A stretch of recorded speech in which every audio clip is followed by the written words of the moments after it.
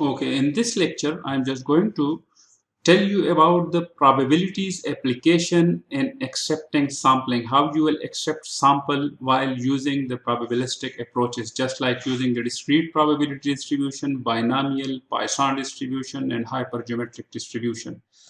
So the first one is the binomial probability distribution. So binomial probability distribution is a discrete probability distribution, and why we using binomial distribution in sampling acceptance samplings, because in acceptance samplings we will accept or we will reject. So from the name binomial, by mean two, binomial probability distribution. So binomial probability distribution have only two outcome. It will be accept or it will be reject. It will be live or it will be dead. It will be good or it will be defective. So when there is only two possible outcomes, for example, if you throw a coin, you will get a head or you will get a tail. So in such like experiment, we will be able to use binomial probability distribution. So that is why we using binomial distribution, because we want to accept the lot or we want to reject the lot. So an experiment is called a binomial probability experiment if it possesses the following four properties. Number of trial is fixed. Number of trial is fixed mean what will be the sample size. For example, from 5,000, the number in the number of product in a specific container are 5,000. So it will be very difficult to inspect each and every item. So what you will do, you will take a sample. Let's suppose the sample is 10. So on the basis of those samples, you will decide to accept that lot or reject that lot. Each trial has only two possible outcomes, success and failure, accept or reject. The successive trial are all independent. So once again, you need to understand dependent and independent. So dependent is, for example, this is a box. Okay. In this box, we have one yellow ball, one green ball, and one black ball. If I take one ball from this, if I take one yellow ball, so the probability of yellow will be 1 by 3 because there are 3 balls. Okay, if I put this ball back in this box, okay, so what will be the probability of green? It will be 1 by 3. So in this case, all these trials are independent.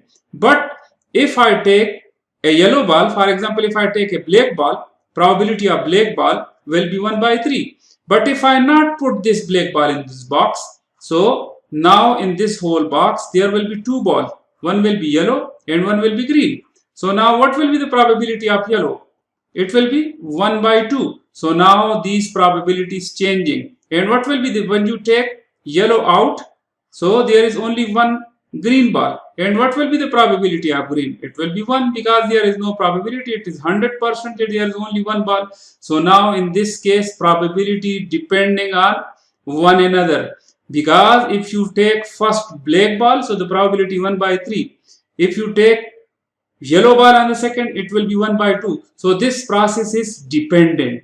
So in the binomial process, trial will be independent. Trial will be independent, you will put it back. So mean you understand with replacement and without replacement. Without replacement, okay. So this is without replacement. In without replacement, it will be a dependent trial. Okay, trial. And in this one, because you putting it back, so this is with replacement. So this will be an independent. Why it will be independent? Because these probabilities will be same. This probability, this one will same because you put it back. When you put it back, the probability will not change. But when you not put it back, the probability and the first will be 1 by 3. There will be two balls, only two ball will be left. So the yellow ball or the green probability will be 1 by 2. When one ball left, the probability will be 1. So in binomial, I hope you understand, the successive trial are will be independent. It's mean with replacement trial it will be. Probability of success is P remains same for all trials. So the success probability will be same, it will not be changed. But for example, if we throw a coin, the probability of head will be 1 by 2, so it will be same for all. Okay, so This is the binomial probability distribution. Mathematically, we will write it n combination x, probability of success. So probability, for example, if we throw a coin, so the sample space will be head or tail. Probability of head will be 1 by 2. So what will be the probability of tail? It is very easy. 1 minus probability of head. So 1 minus 1 by 2. So it will be 1 by 2. So this will be the P and this will be the Q. This is called Q and this is probability of success. The mean of a binomial is NP, similar to the mean of Poisson, which will also tell you in the later stages. It will also be NP. And this is the variance NPQ, probability of success multiplied by probability of failure multiplied by the sample size. When you take the square root of this, you will calculate the standard deviation. This is a very simple example. In order to accept a lot or reject the lot, so you can see that a large lot, this is a large lot now, of a certain product checked for defective by means of sampling scheme. Only 8 items are to be examined. Okay, so this is a huge and we will only take 8 items. So n, the sample size is 8. The lot will be rejected if 2 or more defective are observed. So how we can mathematically write this? The lot will be rejected if 2 or more than 2. So lot will be rejected if 2 or more than 2. So accepted, what will be the accepted probability? If 2 are more than 2. So if it is 2 less than 2, so how we will write this?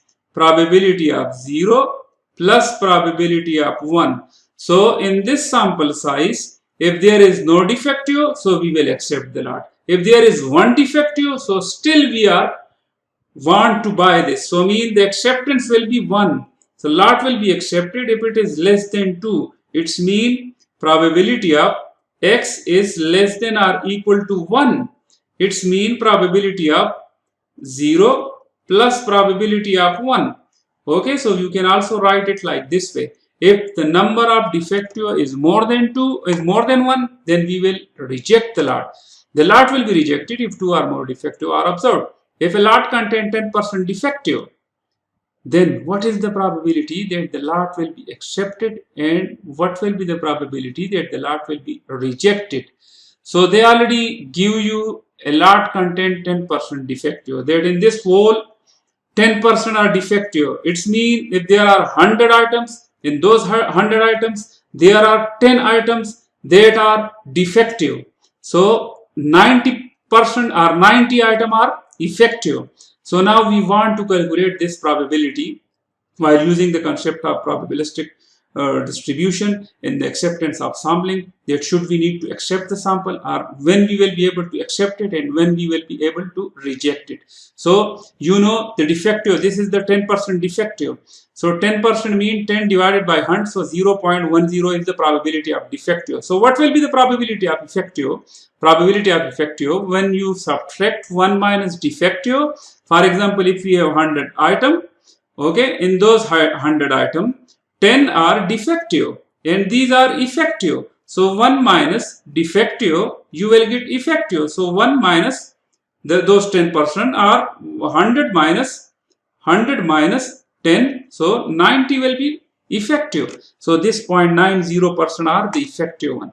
Now they are asking if a lot contains 10% defective, then what is the probability that the lot will be accepted?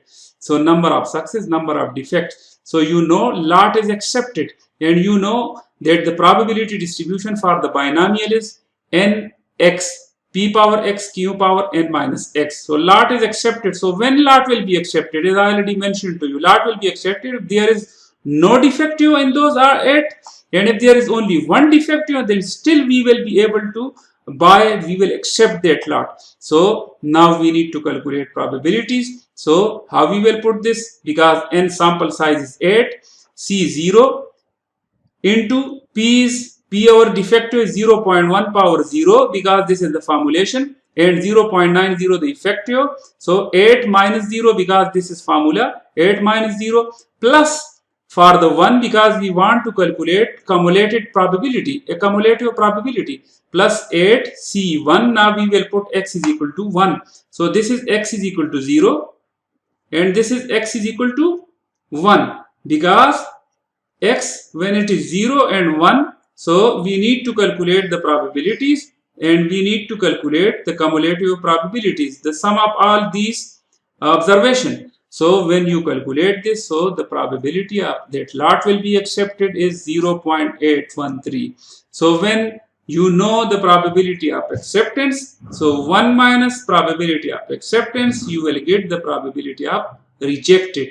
Or you can also calculate using the complex method, that in order to calculate when lot will be rejected, if there are two or more than two element found in the lot which are defective. So if two items are found, it will be considered as a rejected one. If 3 items are 4, 5, 6, 7, 8, because the total number in the sample size are 8. So when you sum all this will be equal to this thing. So the easiest formula is 1 minus accepted, because we have already calculated accepted. So this way you will calculate it that the lot will be rejected, or 1 minus failure, probability of success is equal to 1 minus failure. So this way you will calculate that the lot will be accepted or the lot will be rejected.